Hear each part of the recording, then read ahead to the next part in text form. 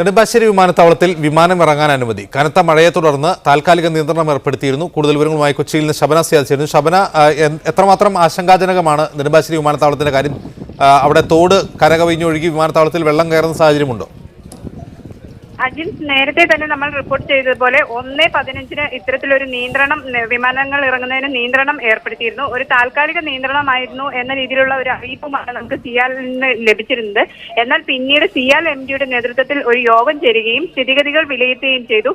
തുടർന്ന് 3:05 കൂടി വിമാനങ്ങൾ ഇറങ്ങുന്നത് പ്രശ്നമില്ല, ആശങ്കകളില്ല എന്ന രീതിയിലുള്ള ഒരു നിഗമനത്തിൽ ഇവർ എത്തുകയും തുടർന്ന് വിമാനങ്ങൾ ഇറങ്ങാനുള്ള അനുമതി കൊടുക്കുകയും ചെയ്തിരുന്നു. നേരത്തെ തന്നെ വിമാനങ്ങൾ വിമാനത്താവളത്തിൽ നിന്നും പുറപ്പെടുന്നതിന് വലിയ തടസ്സങ്ങൾ ഉണ്ടായിരുന്നില്ല. അത്തരത്തിലുള്ള നിയന്ത്രണങ്ങളും നേരത്തെ ഉണ്ടായിരുന്നില്ല. എന്നാൽ ഇറങ്ങുന്നതിന് മാത്രമായിരുന്നു നിയന്ത്രണം ഏർപ്പെടുത്തിയത്.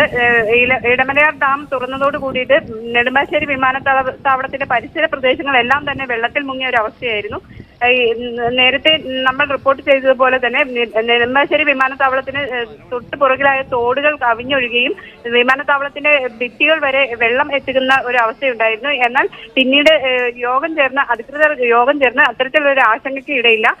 വിമാനം ഇറങ്ങുന്നതിന് തടസ്സമില്ല എന്ന രീതിയിലുള്ള ഒരു നിഗമനത്തിൽ ഇപ്പോൾ എത്തിയിട്ടുണ്ട്.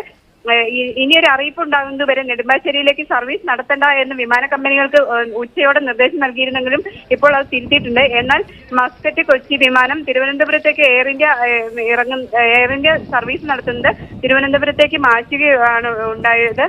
ഇപ്പോൾ കൃത്യസമയത്ത് മറ്റൊരു കാര്യം, ഹജ്ജ് ക്യാമ്പ് പ്രവർത്തിക്കുന്നതാണ്. ഹജ്ജ് ക്യാമ്പിൽ പ്രവർത്തനം ഏകോപിപ്പിക്കുന്നതിനും അത്തരത്തിലുള്ള മറ്റു കാര്യങ്ങൾക്കും വേണ്ടി കൺട്രോൾ റൂം തുറന്നിട്ടുണ്ട്. ഏതെങ്കിലും തരത്തിൽ ഹജ്ജ് ക്യാമ്പിൽ എത്തുന്നവർ കൺട്രോൾ റൂം നമ്പറിൽ ബന്ധപ്പെടണം എന്ന് അധികൃതർ അറിയിപ്പ് നൽകിയിട്ടുണ്ട്. അതിനായി ഒരു ഫോൺ നമ്പറും അവർ നൽകിയിട്ടുണ്ട്.